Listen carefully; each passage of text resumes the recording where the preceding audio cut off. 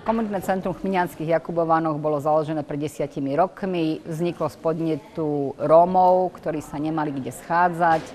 Pomáhali nám pritom zahraničné inštitúcie a organizácie. Vzniklo za účelom, aby tak dospelí ako aj deti mohli tam tráviť voľnočasové aktivity, aby sa tam mohli realizovať kurzy, školenia, vzdelávania. Cieľom nášho komunitného centra je pripraviť deťom aktivity vo voľnom čase.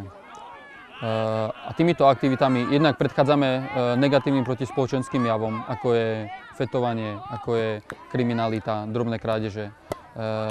Ale zároveň učíme tieto deti ináč tráviť voľný čas ako len pri televízore.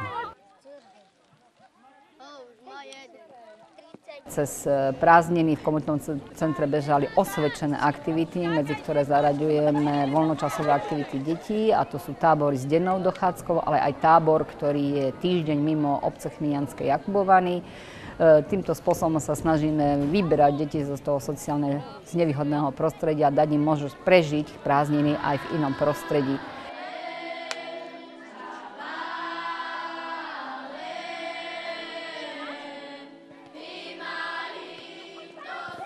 Majú tam režim ako v takomto detskom tábore, každý tábor je na niečo zameraný. Napríklad minulého roku bol zameraný na indiánsky tábor, tohto roku bol tábor na spoznávanie všetkých svetadielov.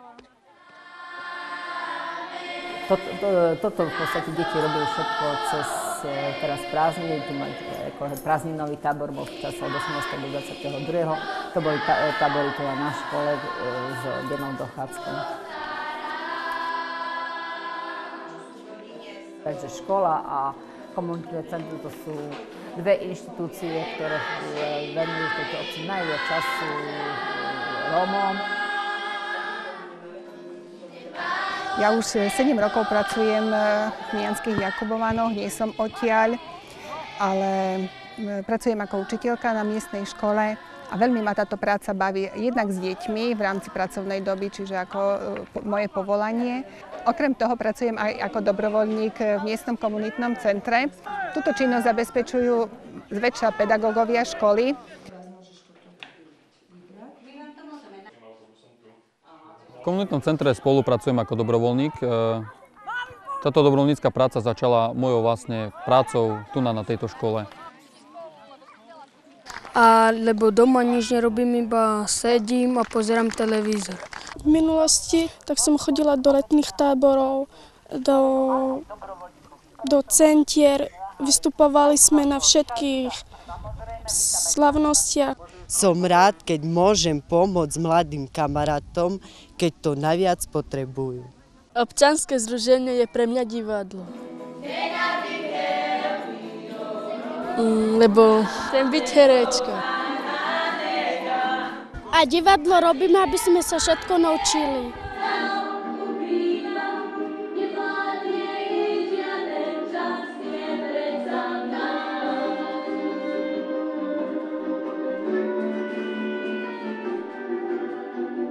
Rómovia sami si to komunitné centrum udržiavajú, opravujú, zveľaďujú. Momentálne máme v štádiu výstavby takýto altánok, aby sme sa mali kde schádzať aj tak vo voľnejšej prírode.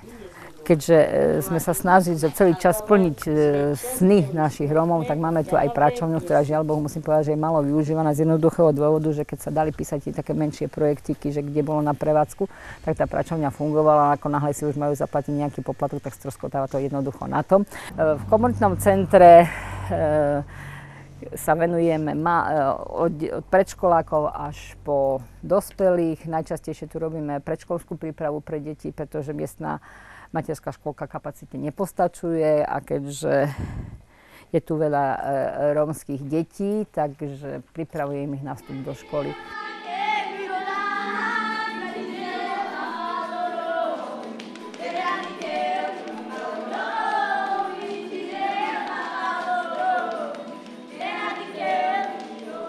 A má to zmysel ich podporovať v tom, ich nadaní, lebo častokrát pri tých táboroch objavíme také talenty, čo v škole sa neobjavia.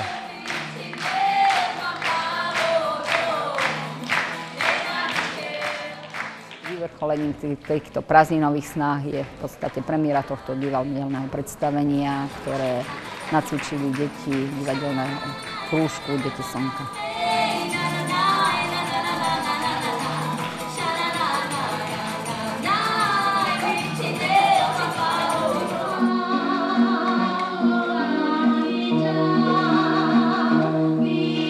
Táto práca s týmito deťmi je o malých krokoch, o malých úspechoch. A tieto malé úspechy ma tešia. Vidno, že Rómovia majú snahu pracovať, len niekedy poviem, už nemáme ani síl toľko sa im venovať, čiže sme potrebovali fakt dobrovoľníkov, ktorí možno by tu aj žili, aj tu tvorili častejšie ako my, ktorí robili po tej svojej profesii.